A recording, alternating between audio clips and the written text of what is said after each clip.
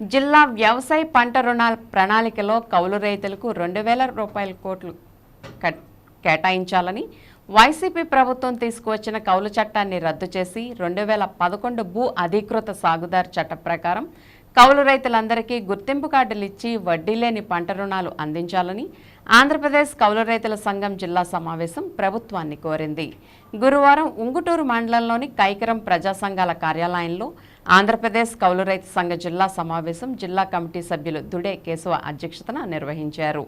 ముఖ్య అతిథిగా విచ్చేసిన ఆంధ్రప్రదేశ్ రైతు సంఘం జిల్లా కార్యదర్శి కె శ్రీనివాస్ మాట్లాడుతూ జిల్లాలో 70% భూములను సాగు చేస్తున్నది కౌలు రైతులేనని చెప్పారు.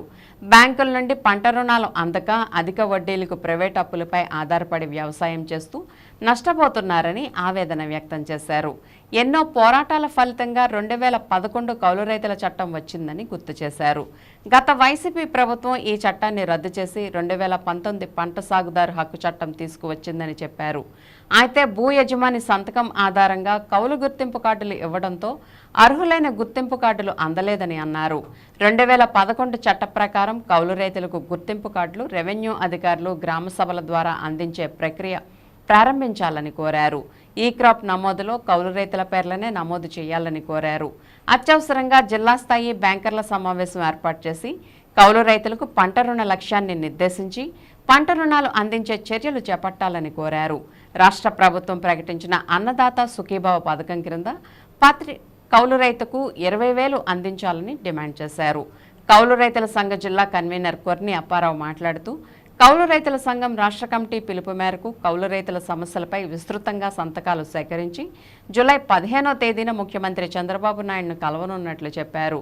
అన్ని గ్రామాల్లో వినతి పత్రాలపై సంతకాలు సేకరించాలని సమావేశం నిర్ణయించిందని చెప్పారు. ఈ సమావేశంలో రైతు సంఘ సీనియర్ నాయకులు గుత్తుకొండ వెంకట కృష్ణారావు, ఇందుకూరి వెంకటరాజు, అల్లు గోవింద్, కె నాగేశ్వరరావు, కప్పల వెంకటరత్నం, వర్రి శ్రీరాములు, ఎన్ సత్యనారాయణ తదితరులు పాల్గొన్నారు. అయితే కౌలు గుర్తింపు కార్డులు కౌలు రైతులకు అందడం లేదు. ప్రధానంగా 2019లో తీసుకొచ్చిన చట్టం ద్వారా ఈరోజు కౌలు రైతులు కార్డులు అందే పరిస్థితి కనబడట్లేదు. భూ యజమాని సంతకం ఉంటేనే కౌలు రైతులు కార్డులు ఇచ్చే పరిస్థితి ఉన్నది. మరి గతంలో 2011లో వచ్చిన చట్టం ఆధారంగా అయితే భూ యజమాని సంతకం అవసరం లేకుండా గ్రామ సభల ద్వారానే రెవెన్యూ అధికారులు గుర్తించి కౌలు రైతులు కార్డులు ఇచ్చేవారు. మరి అట్లాంటి ప్రక్రియని పునరుద్ధరించాలని చెప్పేసి రాష్ట్ర ప్రభుత్వాన్ని విజ్ఞప్తి చేస్తా ఉన్నాం.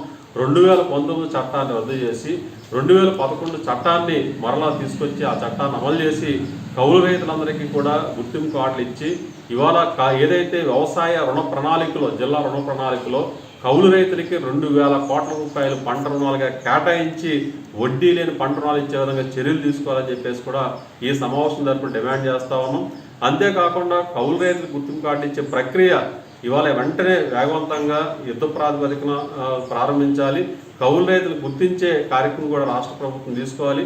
అట్లా ఇవాళ అన్నదాత సుఖీభావ పథకం ద్వారా పెట్టుబడి సాయం అందిస్తామని చెప్పేసి రాష్ట్ర ప్రభుత్వం ప్రకటించింది. మరి గత ప్రభుత్వం కౌలు రైతులకి సామాజిక తరగతులు విభజించి కౌలు రైతులకి పెట్టుబడి సాయం అందించలేదు. కాబట్టి ఈ ప్రభుత్వం సరే కేంద్రం ఇవ్వడం లేదు. ఏదైతే ప్రధానమంత్రి సమ్మాన్ యోజన పథకం ఉందో అది కౌలు రైతులకు అమలు చేయడం లేదు. కానీ రాష్ట్ర ప్రభుత్వం బాధ్యత తీసుకుని వాస్తవ సాగుదారులుగా ఉన్న కౌలు రైతులకే అన్నదాత సుఖీభావ పథకాన్ని వర్తింపజేయాలి. పెట్టుబడి సాయం 20,000 రూపాయలు కౌలు రైతులకు అందించే విధంగా చర్యలు ఉండాలని చెప్పేసి కూడా ఈ సమావేశం తరపున కోరుతా ఉన్నాం.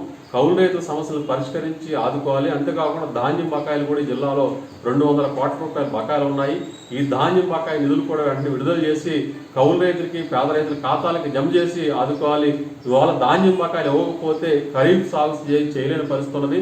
కాబట్టి ఇప్పటికైనా ప్రభుత్వం ఈ సమస్య మీద స్పందించాలని చెప్పేసి సమావేశం తరపున మేము విజ్ఞప్తి చేస్తా ఉన్నాం.